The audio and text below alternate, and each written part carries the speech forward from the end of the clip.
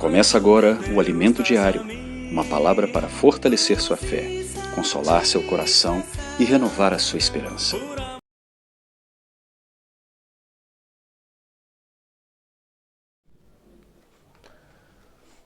Aleluia, Jesus é o Senhor. Bom dia, meus irmãos, bom dia, minhas irmãs.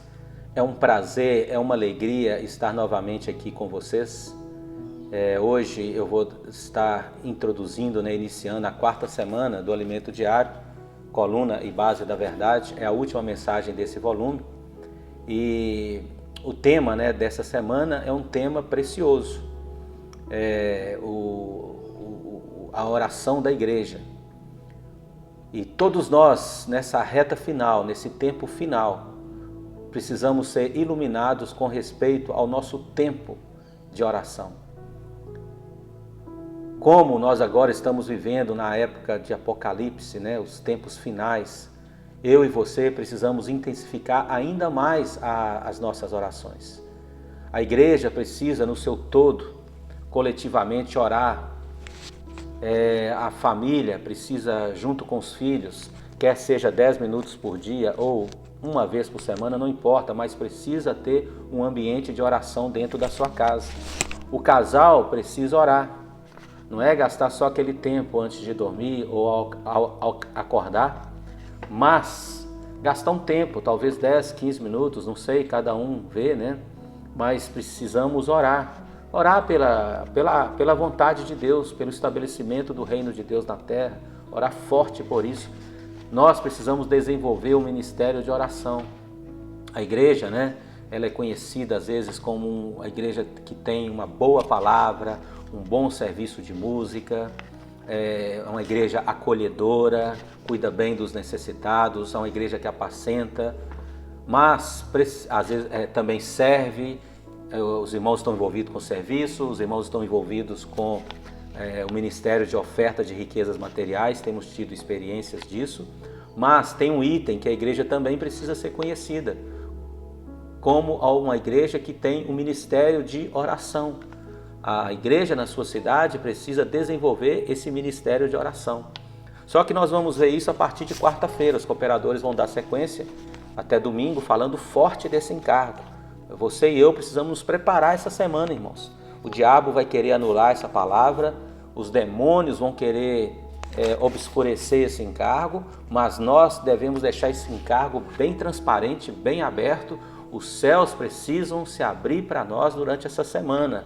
E culminando ali no final de semana, onde os profetas irão falar essa palavra, nós precisamos orar: Senhor, faça com que eu tenha um ministério forte de oração. Orar a todo momento, todo instante.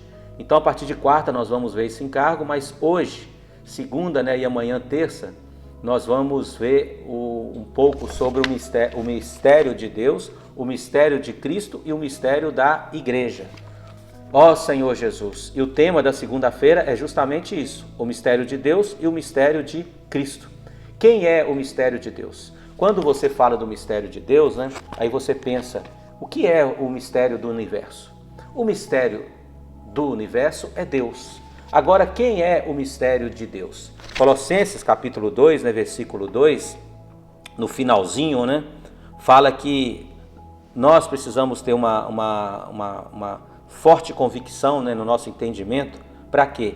Para compreender plenamente o mistério de Deus. Aí tem uma vírgula. O que é o mistério de Deus? O mistério de Deus é algo que estava oculto, por muitos anos, de séculos e de gerações. De acordo com Timóteo, fala que o Deus invisível, o Deus incriado, o Deus onde habita em luz inacessível, o Deus que algum jamais viu, mas ele quis se revelar depois de tanto tempo. Aí o mistério de Deus, é Cristo. Aleluia! Cristo é o mistério de Deus. Aí o mistério de Deus foi revelado. O que é um mistério? O mistério é algo que fica oculto e você não consegue ver se não for revelado. Por exemplo, eu peguei algo aqui agora na minha gaveta. O que tem na minha mão? Você não sabe. precisa ser revelado. Aí quando eu abro, você vê que tem uma moeda. Você poderia pensar que tinha uma tampa de caneta, que tinha um botão ou algo, mas você podia indagar. Mas só é revelado quando você consegue ver. Então você precisa ver Deus. As pessoas precisam ver Deus. Mas como as pessoas verão Deus? É na pessoa de Cristo. Então Deus quis se encarnar. E aí, durante 33 anos e meio, se alguém queria ver Deus, precisava olhar para Cristo. Fato é que em João 14 ele falou para Filipe: Filipe, tanto tempo estás comigo, quem vê a mim, vê o Pai. Então, se alguém queria ver Deus, Deus estava sendo revelado na pessoa de Cristo. Ó Senhor Jesus, obrigado Senhor, que o Senhor foi revelado na pessoa de Cristo. Mas também Cristo é um mistério.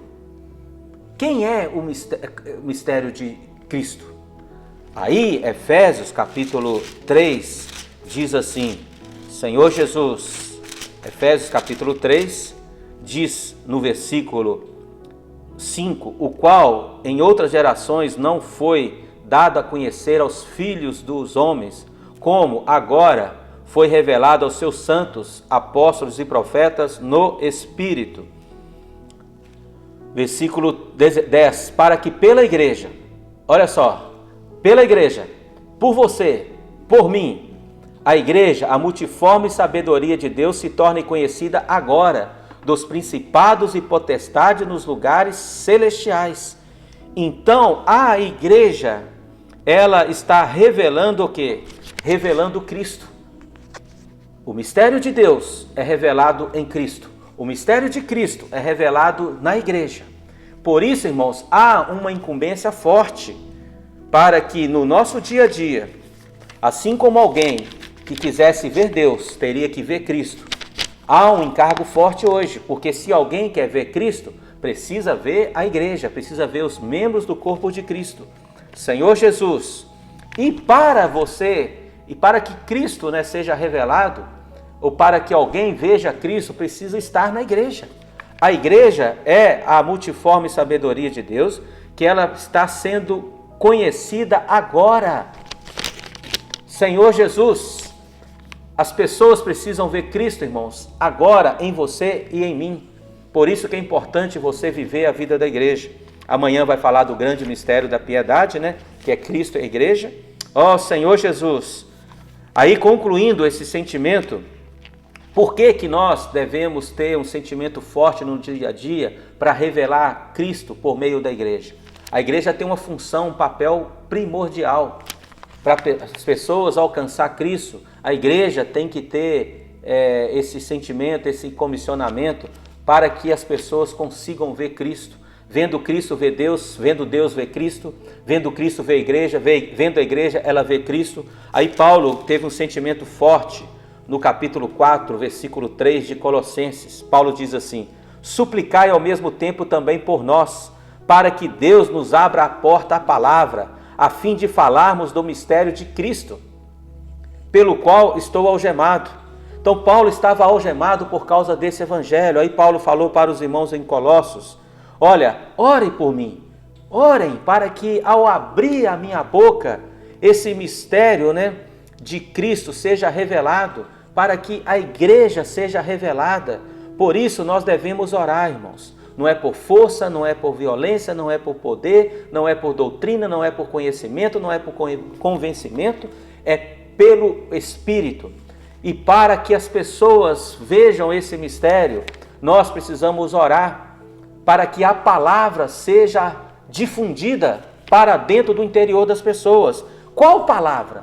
A palavra que hoje está impressa em livros, que é a palavra profética, por meio da Bíblia, por meio dos livros, alcançando as pessoas. Paulo fala assim: orem por mim. Paulo rogou, suplicou, ore para que ao abrir a boca, Deus nos abra a porta à palavra.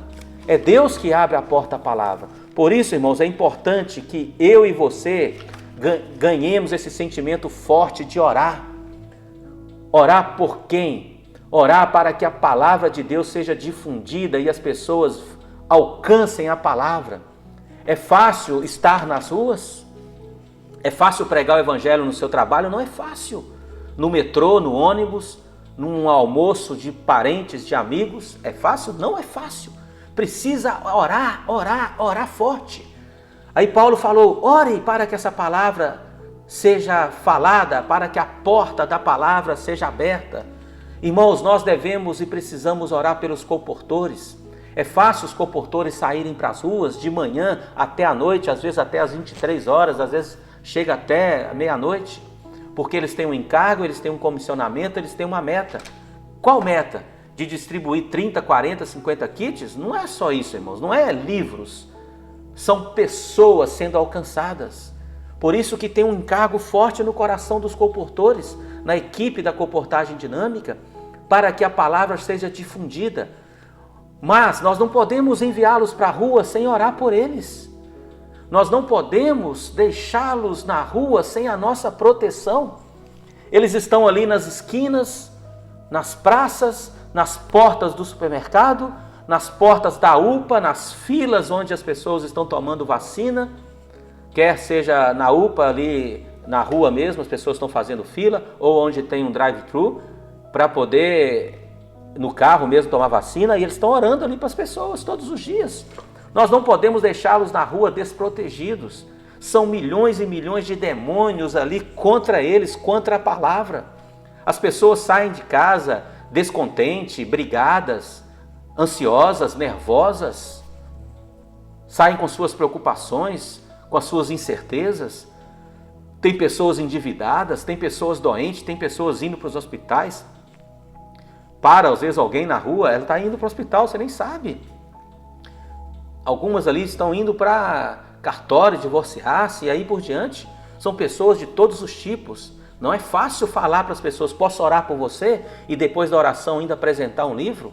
Por isso é que nós devemos orar. Orar para que os colportores estejam livres, irmãos, liberados nas ruas. Para que também você no seu trabalho esteja livre, liberado para poder pregar o evangelho. Quando nós pregamos o evangelho, as pessoas vão saber o que é o mistério de Deus, que é Cristo, e que é o mistério de Cristo, que é a igreja, a sua expressão aqui na terra. Ó Senhor Jesus, obrigado, Senhor. Nos faça pessoas que orem para que o reino de Deus seja expandido nessa terra, e pessoas também que orem para que a palavra seja difundida por meio da igreja, por meio dos colportores. Jesus é o Senhor.